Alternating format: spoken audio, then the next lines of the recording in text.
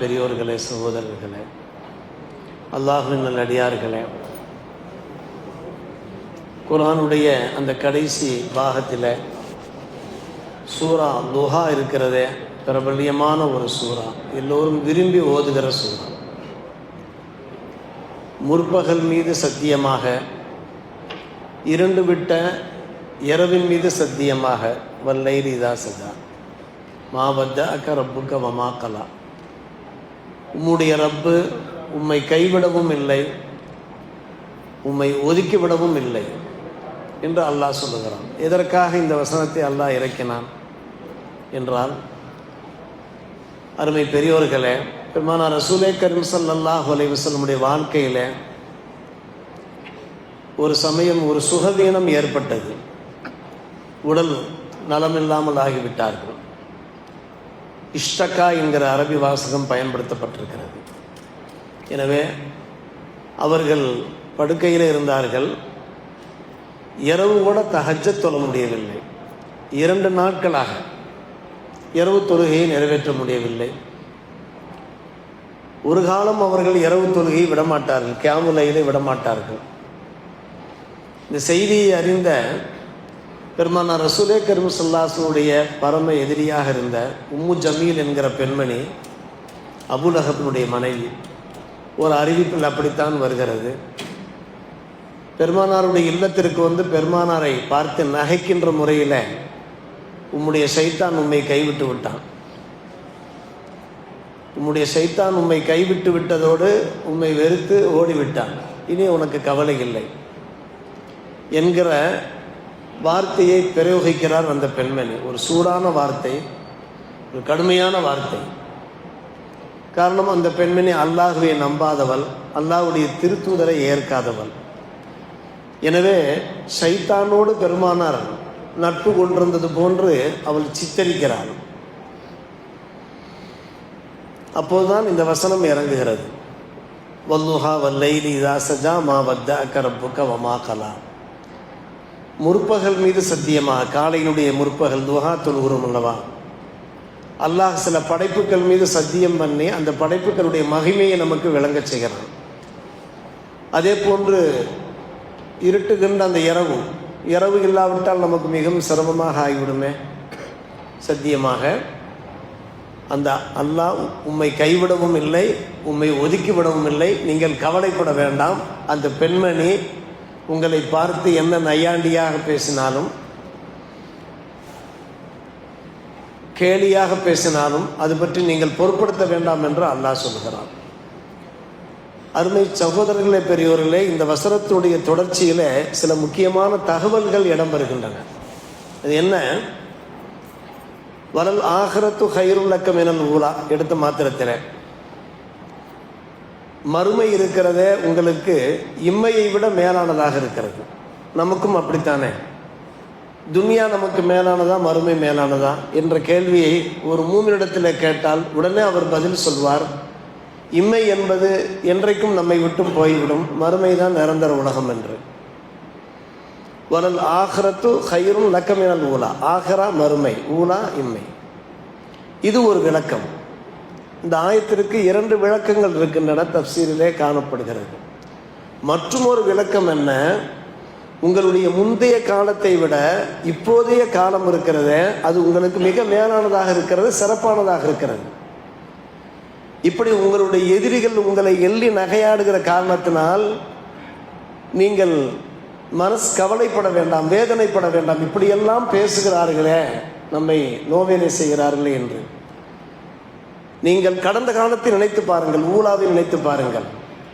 ஆரம்ப காலத்திலே உங்களுடைய நிலைமை, குறைஷிகள் உங்களை இம்சித்தார்கள், கல்லால் அடித்தார்கள், உயிருக்கே ஆபத்தை விளைவித்தார்கள், பல வகையிலே நீங்கள் துன்பப்பட்டீர்கள், துயரப்பட்டீர்கள். ஆனால் இப்போது நிலைமை என்ன?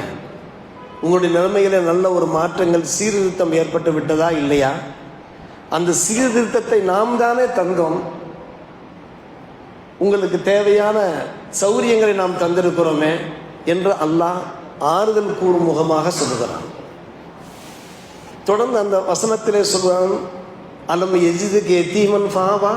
ஒரு நேரத்தில் நீங்கள் எத்தீமாக இருந்தீர்களே, யத்தீம், தந்தை இல்லாத தனையனாக இருந்தார்கள் பெருமானார். உங்களை நாம் அரவணைத்தோமே. லாலன் ஃபஹதா, ஒன்றுமே தெரியாமல் இருந்தீர்களே, உங்களுக்கு நாம் பல நல்ல விஷயங்களை நாம் கற்றுக் கொடுத்தோமே. இப்படியே அல்லாஹ் சொல்கிறான், அலம் இஸ்துக்கு யத்தீமன் பாவா வஜதக்க லாலன் ஃபஹதா வஜதக்க ஆயிரன் ஃபஹனா. ஏழையாக இருந்தீர்கள். ஆயில் என்றால் ஏழை. ஒரு வேளை சாப்பாட்டுக்கே சிரமமாக இருந்த நேரத்தில் ஃபஹனா, உங்களுக்கு கினாவை தந்தேனே, ஒரு தேவையான ஒரு வசதியை தந்தேனே, இதை நீங்கள் நினைத்து பாருங்கள் என்று அல்லாஹ் சொல்கிறான். எதற்காக அல்லாஹ் அந்த வசனங்களை நமக்கு பெருமானாருக்கு இறக்கி வைத்தான் என்றால், நமக்கு அல்லாஹ் உணர்த்துகிறான், கடந்த காலத்தை நாம் மறந்துவிடல் ஆகாது. இந்த உலகத்தில் யாரெல்லாம் உச்சத்திற்கு சென்றிருக்கிறார்களோ, முன்னேற்றத்தை அடைந்திருக்கிறார்களோ, மிகப்பெரிய செல்வந்தர்களாக தொழில் அதிபர்களாக திகழ்கிறார்களோ, அவர்களெல்லாம் ஒரு காலத்திலே பசியாக பட்டினியாக கிடந்தவர்கள் தான். பல்வேறுபட்ட கசப்பான அனுபவங்களை அனுபவித்தவர்கள் தான். அதற்கு பின்புதான் அன்பான பெருமக்களே, அவர்கள் கொஞ்சம் கொஞ்சமாக வாழ்க்கையிலே முன்னேறுகிறார்கள், உயர்கிறார்கள். வாழ்க்கையிலே உயர்ந்ததற்கு பின்னாலே, வளம் பெற்றதற்கு பின்னாலே படைச்சவனை மறக்கக்கூடாது. கடந்த காலத்தை ஒருபோதும் மறக்கக்கூடாது, திரும்பி பார்த்து கொண்டே இருக்க வேண்டும். ஆரம்ப காலம் நம்முடைய நிலை எப்படி, இப்போது அல்லாஹ் நம்மை கௌரவமாக கண்ணியமாக வாழ வைத்திருக்கிறானே, இந்த வாழ்க்கையை தந்தவன் யார் என்கின்ற யோசனையிலே நாம் அவ்வப்போது அல்லாஹுக்கு நன்றி பாராட்டியவர்களாக இருக்க வேண்டும் என்பதற்காக வேண்டிதான் இந்த சூறாவை. மருகும் தாஜு சரியத் எஸ்ஆர் சம்சுல் உதாதிருத்தவர்கள் புதுமனை போகிறார்கள். இந்த சூறாவை ஓத சொல்லுகிறார்கள். 2 ரக்காத் நஃபில் தொழுகை நிறைவேற்றப்படுகிறது அவர்களுடைய அந்த புதிய இல்லத்தில். நம் ஊர் மக்கள் நிறைய சென்றிருந்தார்கள். உலமாக்கள், நூற்றுக்கணக்கான உலமாக்கள் குழுமி இருந்தார்கள். நான் ஏன் இந்த சூறாவை ஓத சொன்னேன் என்றால், நானும் தந்தை இல்லாதவன், நான் ஒரு யத்தீம், வீட்டில் வசதி வாய்ப்பு ஏதும் இல்லை. இப்போது அல்லாஹ் எனக்கு ஒரு இல்லத்தை தந்திருக்கிறான், வீட்டை தந்திருக்கிறான், ஒரு வசிப்பிடத்தை தந்திருக்கிறான். பெருமானாருக்கு அல்லாஹ் ஞாபகப்படுத்திய அந்த வசனங்கள் என் நினைவுக்கு வருகின்றன என்று சொல்லி அவர்கள் குலுங்கி குலுங்கி அழுததாக இன்றைக்கும் அந்த ஊர் மக்கள் பேசுகிறார்கள். அருமை சகோதரர்களே, பெரியவர்களே, நம்முடைய வாழ்க்கையிலையும் கடந்த கால வாழ்க்கை இருக்கிறதே, அது ஒரு கசப்பான வாழ்க்கையாகத்தான் இருந்திருக்கும். கடந்த காலத்தை நாம் ஒருபோதும் மறந்துவிடவே கூடாது. பெருமானார் ரசூலே கரீம் ஸல்லல்லாஹு அலைஹி வஸல்லம் அவர்களுக்கு உணர்த்தப்பட்ட விஷயங்கள் நமக்கு உணர்த்தப்பட்ட விஷயங்களாக நாம் எடுத்துக்கொள்ள வேண்டும். பல சௌஃப யூத்திக்க ரப்புக்க ஃபதர்லா, உம்முடைய ரப்பு இருக்கிறானே, உங்களுக்கு வேண்டியதை வழங்குவான், நீங்கள் திருப்தி கொள்வீர்கள் என்று சொன்னபோது நாம் பலமுறை சொன்ன விஷயம்தான்.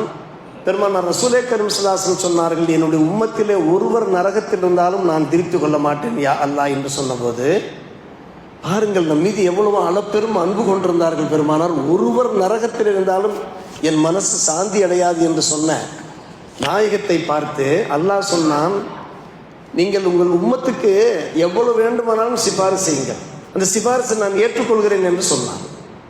சிபாரிசு செய்து கொண்டே இருப்பார்கள். மறுமை நாளில் ஒருவர் கூட நரகத்தில் இருக்க மாட்டார்கள், நரகத்தில் இருக்க மாட்டார்கள். பெருமானார் கூறுகிறார்கள், அப்போதுதான் நான் திருப்தி கொண்டேன் என்று சொல்லுவேன். எனக்கு அல்லாஹ் சான்ஸ் கொடுத்து கொண்டே இருப்பான். யாரெல்லாம் களிமா சொன்னார்களோ அவர்கள் குற்றச் செயல்கள் காரணமாக நரகத்தில் வீழ்ந்து கிடக்கிறார்கள். அத்தனை பேரும் வெளியாக வேண்டும் யா அல்லாஹ், களிமா சொன்னவர்களாயிட்ட என்று நான் திரும்ப திரும்ப நான் சிபாரிசு செய்து கொண்டே இருப்பேன். அலி இப்னு அபி தாலிப் ரலியல்லாஹு அன்ஹு அவர்கள் இந்த ஹதீஸை பதிவு செய்திருக்கிறார்கள். அல்லாஹ் அந்த சிபாரிசை ஏற்பான்.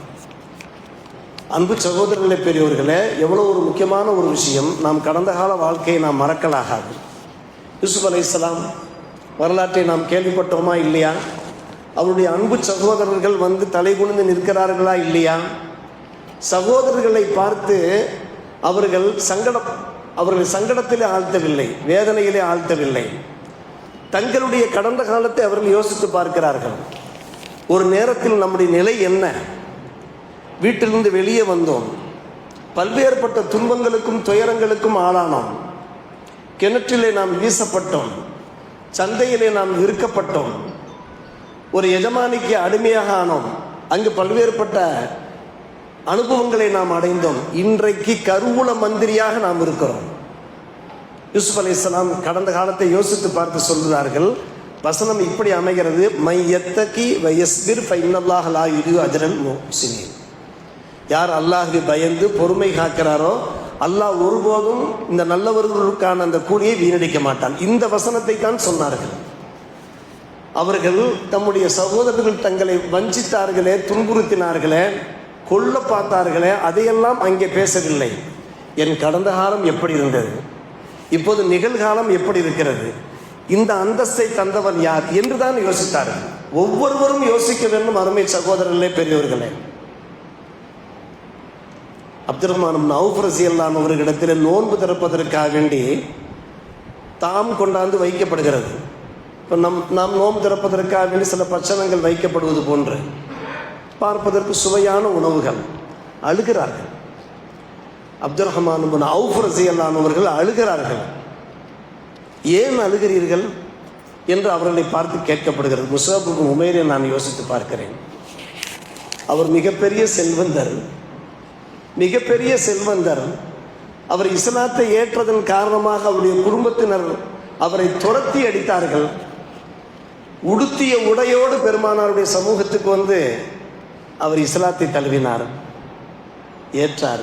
முஸஅப் இப்னு உமைர் மூலமாகத்தான் மதீனாவிலேயே இஸ்லாம் பரவியது, குர்ஆன் கற்பிக்கப்பட்டது. அது ஒரு தனி வரலாறு, அருமை சகோதரர்களே. ஆனால் அவர் இறந்து போனதற்கு பின்னாடி அவருடைய நிலைமை எப்படி இருந்தது தெரியுமா? அவருடைய கஃன் துணியினுடைய நிலை எப்படி இருந்தது தெரியுமா? தலையை மறைத்தால் கால் தெரிகிறது, காலை மறைத்தால் தலை தெரிகிறது. ஒரு நேரத்தில் அவர் மிகப்பெரிய கோடீஸ்வரராக இருந்தபோது டெய்லி ஒரு புதிய ட்ரெஸ் அணிய முடியும். இல்லை இல்லை, காலையிலே ஒரு ட்ரெஸ், மாலையிலே ஒரு ட்ரெஸ், அந்த அளவுக்கு அவருக்கு வசதி வாய்ப்பு இருந்தது. இஸ்லாத்தை ஏற்றது அவருடைய பெற்றோர், குறிப்பாக தந்தைக்கு பிடிக்காமல் நாம் கேள்விப்பட்டிருப்போம். உடுத்திய ட்ரெஸ்ஸை அப்படியே களைந்து அம்மனமாக துரத்தினார் தந்தை. தாய் மனசு கேட்காமல் ஒரு பக்கமாக பதுங்கியிருந்த அந்த முஸஅப் இப்னு உமைர் மீது ஒரு போர்வை தூக்கி வீசினார்கள், கணவனுக்கு தெரியாமல். அதை உடுத்தி கொண்டுதான் பெருமானார் ரசூலுல்லாஹி ஸல்லல்லாஹு அலைஹி வஸல்லம் சமூகத்திற்கே வந்தார்கள். அப்துல் ரஹ்மான் இப்னு அவுஃப் சொல்கிறார்கள், எப்படிப்பட்ட ஒரு செல்வந்தர்! நான் அவரை நினைத்து பார்க்கிறேன், நான் யோசித்து பார்க்கிறேன். இப்போது இவ்வளவு பெரிய உயர்வான உணவுகள் கிடைக்கிறது. ஒரு நேரம் அப்படி இருந்தது. எங்கே இந்த உலகத்திலே நமக்கு தேவையான எல்லா இன்பங்களையும் தந்து மறு உலகத்திலே உங்களுக்கு ஒன்றும் இல்லை என்று அல்லாஹ் கைவிரித்து விடுவானோ என்று நான் பயந்து அழுகிறேன் என்று சொன்னார்கள். உஜ்ரத்து ஹசனாத்துனா ஃபி துன்யா. நமக்கும் சில சமயங்களில் நடுக்கம் ஏற்படுகிறது. உயர்வான உணவுகளை பார்க்கிற போது இப்படி அல்லாஹ் ரப்புல் ஆலமீன் நம்மை மகிழ்விக்கிறான். அறுசுவை உணவுகள் நம் சமூகம் வந்து சேர்கிறது. இதான் உலகத்தில் எல்லாத்தையும் அனுபவிச்சு இல்லை, மறுமையில் உனக்கு ஒன்றும் கிடையாது என்று சொல்லிவிடுவானோ என்கிற அச்சம் நமக்கு ஏற்படுகிறது. அப்துல் ரஹ்மான் இப்னு அவுஃப் ரலியல்லாஹு அவர்களுக்கு ஏற்பட்டது போன்று ஏற்பட வேண்டுமா இல்லையா? அன்பான பெருமக்கள், அவர்கள் கடந்த காலத்தை நினைத்து பார்க்கிறார்கள். நாம் மறக்கக்கூடாது. ஏன் மறக்கக்கூடாது? அதன் காரணமாக ஒரு அகம்பாவம் வந்துவிடக்கூடாது. நிறைய பேரை பார்க்கலாம், திடீர் பணக்காரர்கள், திடீர் கோடீஸ்வரர்கள், குபேரர்கள். அவர்கள் என்ன செய்வார்கள்? கால் மேல் காலை தூக்கி போட்டுக்கொண்டு அவர்களுடைய செயல்பாடு, அவருடைய பேச்சே தனாபட்டாக இருக்கும். நாம் பார்க்கிறோமா இல்லையா? ஆனால் ஆரம்ப காலத்திலே அவர்கள் பிளாட்ஃபார்ம் வியாபாரம் செய்தவர்களாக இருப்பார்கள். வீட்டுக்கு வரக்கூடிய விருந்தாளிகளை கூட அவர்கள் சரியான முறையில் கண்ணியப்படுத்த மாட்டார்கள். கடந்த காலத்தில் நினைத்து பார்க்க வேண்டுமா இல்லையா? அன்பு சகோதரர்களே, ஃபாத்திமா பின் அஸத் ரலியல்லாஹு அவர்கள் இறக்கிறார்கள். தாங்கள் ஜன்னத்துல் பக்கீ சென்றிருப்பீர்கள். புனித மதீனாவில் ஜன்னத்துல் பக்கீல ரவுஹா என்று ஒரு இடம் இருக்கிறது. ஜன்னத்துல் பக்கீனுடைய அந்த மேல் பக்கத்தில் ரவுஹா, அந்த ரவுஹா என்ற இடத்தில் தான் ஃபாத்திமா பின் அஸத் ரலியல்லாஹு அன்ஹா அவர்கள் நல்லடக்கமாயிருக்கிறார்கள். நாங்கள் பலமுறை ஜியாரத்து செய்திருக்கிறோம். கொஞ்சம் தூரம் நடக்க வேண்டும், ஜன்னத்துல் பக்கீனுடைய அந்த கடைசிக்கு செல்ல வேண்டும். பலமுறை நாம் உஸ்மான் இப்னு அஃபான் ரலியல்லாஹு அன்ஹு அவர்களும் அதற்கு பக்கத்தில் தான் அடக்கமாயிருக்கிறார்கள். ஃபாத்திமா பின் அஸத் அவங்க யார் தெரியுங்களா? அபூ தாலிபினுடைய மனைவி. அபூ தாலிப் இஸ்லாத்தை ஏற்கவில்லை. ஃபாத்திமா ரலியல்லாஹு அன்ஹா அவர்கள், ஃபாத்திமா என்றால் அபூ தாலிபுடைய மனைவி ஃபாத்திமா, பெருமானார் ஸல்லல்லாஹு அலைஹி வஸல்லம் மகள் ஃபாத்திமா அல்ல. நபிகள் நாயகம் ஸல்லல்லாஹு அலைஹி வஸல்லம் தந்தை இறந்ததற்கு பின்னாலே, தந்தை முதல்ல இறந்து விட்டார்கள்லவா, அவர்களை தத்தெடுத்து வளர்த்தவர்கள் ஃபர்ஸ்ட் அப்துல் முத்தலிப், நெக்ஸ்ட் அபு தாலிப். அபு தாலிப் இறந்து போகிறார்கள், அவர்களும் இறந்து போகிறார்கள். இறந்து போனதற்கு பின்னாலே தத்தெடுத்தவர்கள் யாரு? அவருடைய அருமை மனைவி, அதாவது இவர்களுக்கு சின்னம்மா, பெருமானாருக்கு சின்னம்மா, பாத்திமா பின்த் அசத் சின்னம்மா. பாத்திமா அவர்கள் இறக்கிறார்கள். பெருமானார் ரசூலே கரீம் அழுது கொண்டே சென்று அவருடைய தலைமாட்டிலே அமர்கிறார்கள். என் தாய்க்கு பின்னால் என் தாயை, இப்படியே யா உம்மி பாத உம்மி, பெத்த தாய் ஆமீனா இருந்தார்கள் அல்லவா, என் தாய்க்கு பின்னால் அடுத்த தாயே, நீங்கள் என்னை எப்படி அரவணைத்தீர்கள்? நீங்கள் பசியாக இருப்பீர்கள், எனக்கு வயிறு நிறைய உணவை தருவீர்கள். நீங்கள் இப்படி இந்த வாசகம், இது ஹதீஸில் வருகிற வாசகம். நீங்கள் கந்தல் ஆடையை அணிவீர்கள், எனக்கு அழகிய ஆடையை தருவீர்கள். நீங்கள் சாதாரண உணவு, வாசக அரபியை சொல்லாமல் தமிழ் மட்டும் நான் சொல்லுகிறேன். நீங்கள் சாதாரண உணவு சாப்பிடுவீர்கள், ஆனால் எனக்கு மட்டும் நல்ல உணவாக தருவீர்கள். உங்களுக்கு நிறைய பிள்ளைகள், அபு தாலிபுக்கு பிள்ளைகள் நிறைய இருந்தாலும் என்னை நீங்கள் ஒரு தனி கவனம் செலுத்தினீர்களே, என்னை எவ்வளவு தூரம் நீங்கள் அரவணைத்தீர்கள். இப்போது நீங்கள் அல்லாஹ்வை சென்று அடைந்து விட்டீர்களே என் அன்பு அம்மாவே, என்னுடைய அன்பு அம்மாவே. குளிப்பாட்டுவதற்காக வேண்டி காஃபூர் என்கிற அந்த வாசனை தரவும் அதிலே கலக்கப்பட்டு அந்த தண்ணீரை பெருமானார் ரசூலே கரீம் ஸல்லல்லாஹு அலைஹி அவர்கள் கொடுத்து குளிப்பாட்டும்படி சொல்கிறார்கள். அந்த இடத்தில் அதற்கு உசாமா ரலியல்லாஹு அவர்கள் இருக்கிறார்கள், அபு அய்யூப் அன்சாரி ரலியல்லாஹு அவர்கள் இருக்கிறார்கள், போன்ற சத்திய சஹாபிகள் இருக்கிறார்கள். குளிப்பாட்டப்பட்டு விட்டது. தாங்கள் போட்டிருந்த அந்த ட்ரெஸ்ஸை எடுத்து, கமீஸை எடுத்து, இந்த கமீஸினால் என்ன செய்யுங்கள், அவர்களுக்கு நீங்கள் கஃபன் செய்யுங்கள் என்று கூறுகிறார்கள். தங்களுடைய அந்த உள்பக்கமாக போட்டிருந்த அந்த ட்ரெஸ்ஸையும் கொடுத்து வேறு ட்ரெஸ் மாற்றிக்கொள்கிறார்கள். கபர்ஸ்தானுக்கு செல்கிறார்கள். அங்கே ஜன்னத்துல் பக்கீர ரவுஹா இடத்துக்கு செல்கிறார்கள். அங்கே சில நண்பர்கள் உசாமா பின் ஸைத் ரலியல்லாஹு அன்ஹு போன்ற நண்பர்கள், அபூபக்கர் சித்திக் ரலியல்லாஹு அன்ஹு, உமர் இப்னு கத்தாப் போன்றவர்களெல்லாம் குழி தோண்டியவாறு இருக்கிறார்கள். நபிகள் நாயகம் ஸல்லல்லாஹு அலைஹி அவர்கள் குழியிலே இறங்குகிறார்கள். அவர்களும் அந்த பிள்ளைக்குள்ளே லஹதி என்று சொல்வார்கள் அல்லவா, அதிலிருந்து மண்ணை எடுத்து வெளியே எடுத்து போட்டுவிட்டு, சற்று கவனிக்க வேண்டும், உள்ளே கிடந்து சற்று நேரம் புரளுகிறார்கள். தன்னுடைய தாயல்லவா அங்கே கிடக்க போகிறார்கள். சற்று நேரம் உள்ளே படுத்திருக்கிறார்கள், அந்த கபரிலே படுத்திருக்கிறார்கள். ஹதீஸ் கிதாபில் காணப்படுகின்ற உண்மை அருமை சகோதரர்களே, பெரியோர்களே. பின்பு எல்லோருமாக சேர்ந்து நல்லடக்கம் செய்கிறார்கள்.